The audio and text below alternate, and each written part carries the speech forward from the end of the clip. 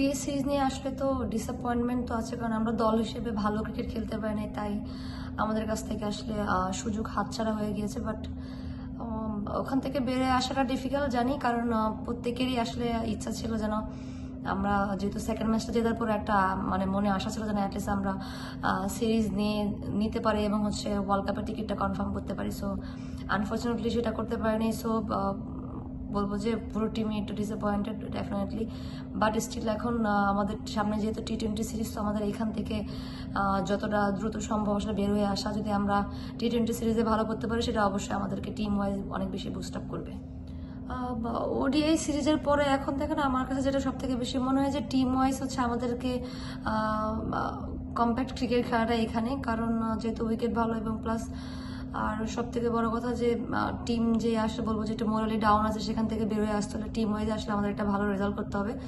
So এখানে আসলে এখন তো আমাদের লক্ষ্য থাকবে যেন আমাদের টিমে যে মেন্টাল বলবো যে সিচুয়েশনটা আছে সেটা তো ডেভেলপ করার একটা ওয়ে এখন অবশ্যই সেটা টি-20 সিরিজে আসলে ভালো ক্রিকেট খেলার মাধ্যমে হবে। ব্যাটিংটা বরাবরই আমাদের ভুগাচ্ছে এবং বলবো যে ভিজিবলি একটা প্রবলেম ক্রিয়েট করছে টিমের ভিতরে।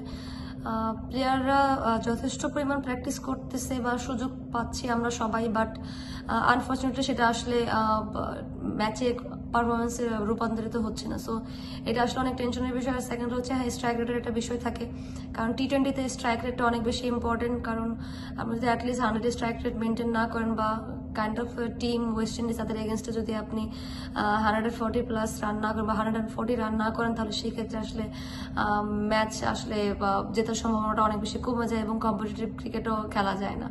সো এদিক থেকে অবশ্যই স্ট্রাইক রেটটা অনেক বেশি ইম্পর্টেন্ট।